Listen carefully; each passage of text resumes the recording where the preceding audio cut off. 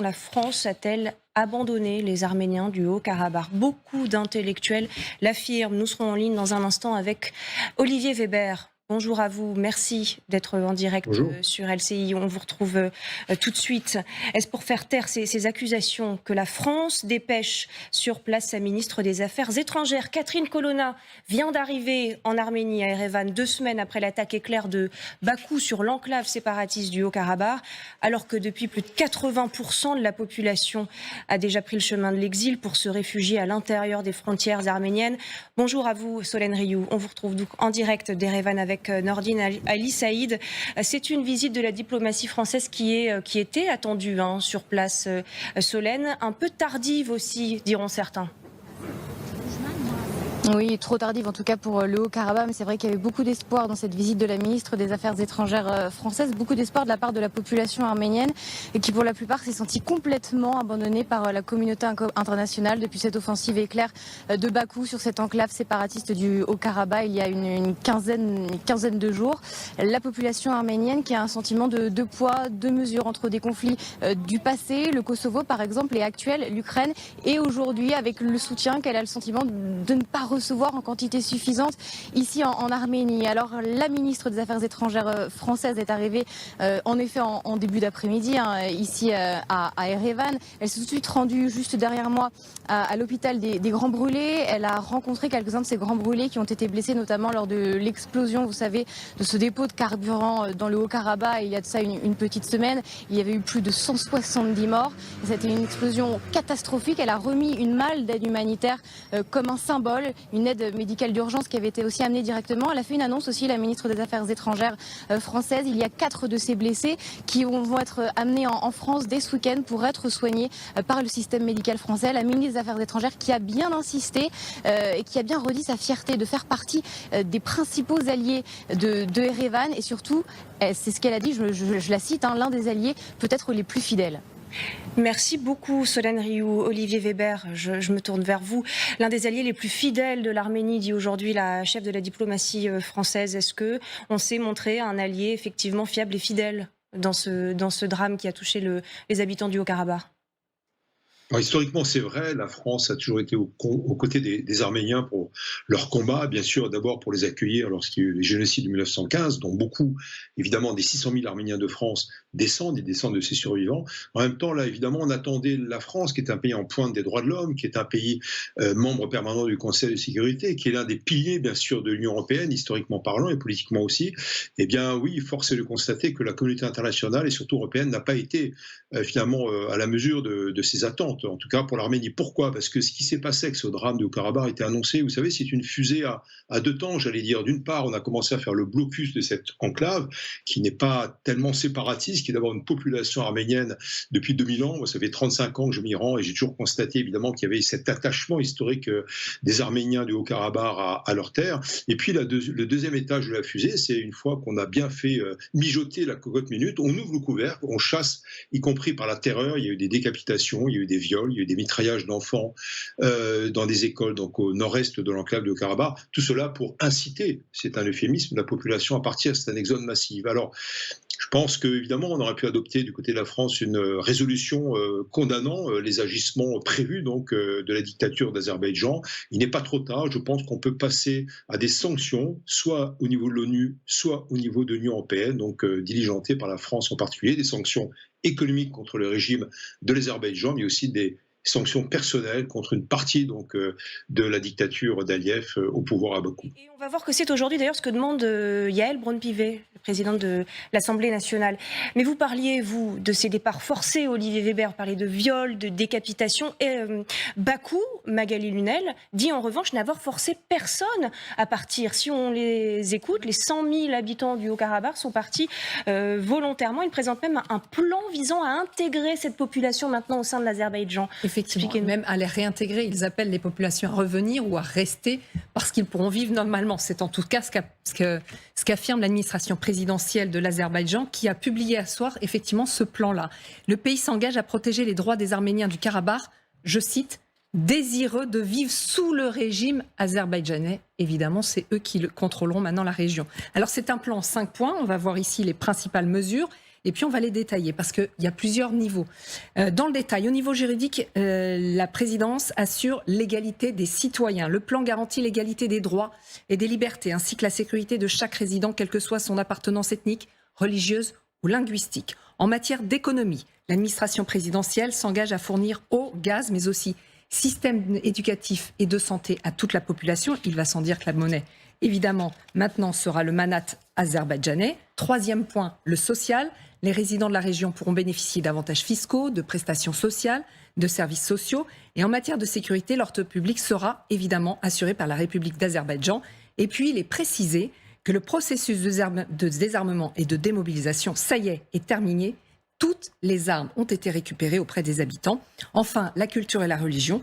Eh bien, la liberté de croyance religieuse et la protection des monuments culturels et religieux seront assurées. La langue arménienne ne sera pas proscrite. C'est ce qu'assure en tout cas ce plan, livré hier par la présidence de l'Azerbaïdjan, un plan qui a été écrit selon Bakou après plusieurs concertations avec les représentants des Arméniens de la région, discussion qui avait débuté dès le lendemain de l'offensive éclair. Offensive éclair, donc, puis ce plan qui est présenté, qui vise à rassurer les Arméniens du Haut-Karabakh, à leur dire « vous êtes partis, mais revenez ». Est-ce qu'on peut vraiment croire qu'à la lecture de ce plan, Gallagher Fenwick, qu'un seul habitant du Haut-Karabakh va retourner dans l'enclave ? Non, pour les mêmes raisons qui les ont poussés à partir. Il faut quand même rappeler qu'il y a une histoire derrière ce conflit, ce qui s'est passé en 24 heures, solde de 3 décennies d'affrontements qui ont été marqués, Olivier Weber l'a rappelé à l'instant, par des exactions terribles. Donc il y a une peur viscérale de la part de cette population par rapport à ce que des soldats azerbaïdjanais pourraient faire. Et ce qui explique cet exode, effectivement, c'est-à-dire qu'il n'y a pas eu d'exaction massive. Là, vous savez qu'il y a une mission de l'ONU qui a été dépêchée sur place et qui n'a pas constaté, dans ces derniers épisodes, ce qui avait été rapporté précédemment. Mais hantés par cette terreur, ils ont pris la fuite. Maintenant, ma théorie est la suivante.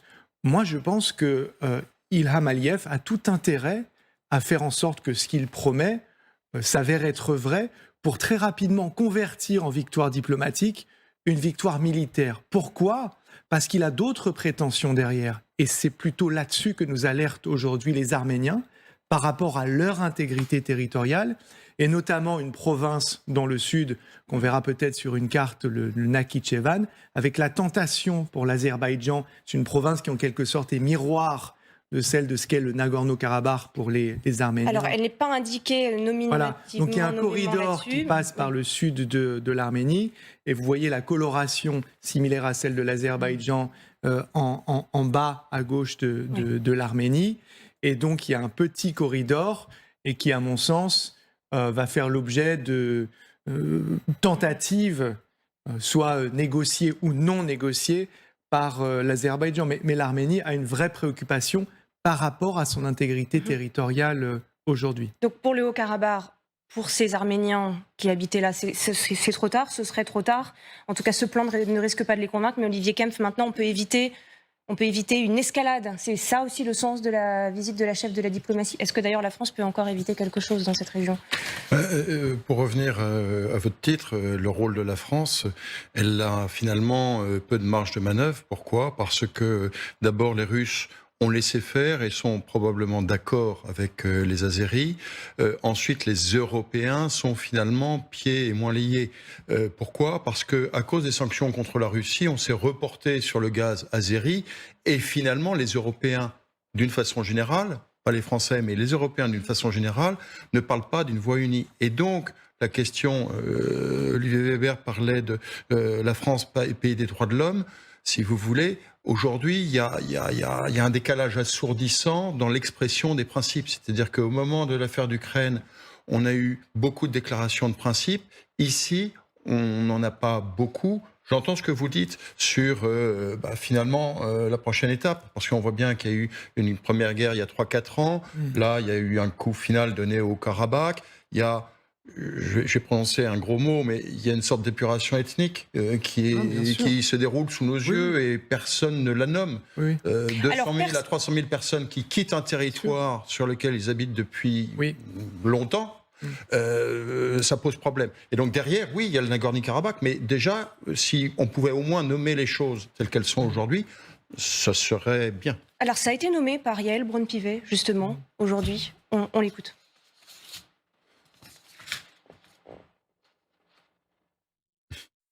Moi, ce que je vois, c'est effectivement une poche qui est le Haut-Karabakh, qui vient d'être, en quelques jours, vidée de l'intégralité de ses habitants. De ses habitants, qui viennent de tout perdre en quelques heures, leur maison, leur histoire, l'endroit où ils sont nés.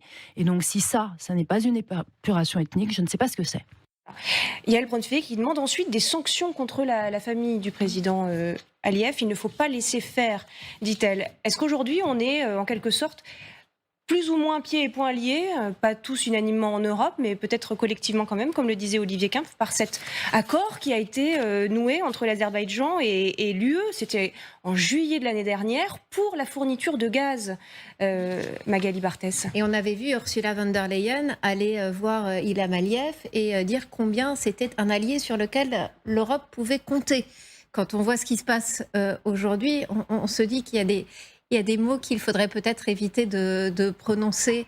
Il est vrai que, à cause évidemment de la crise en Ukraine, de la fermeture du robinet côté russe, l'Europe est allée chercher donc d'autres sources d'approvisionnement en Azerbaïdjan.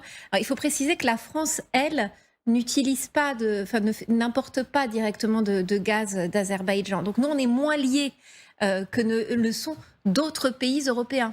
Je pense par exemple à l'Italie, à la Hongrie, qui sont extrêmement dépendants du gaz d'Azerbaïdjan.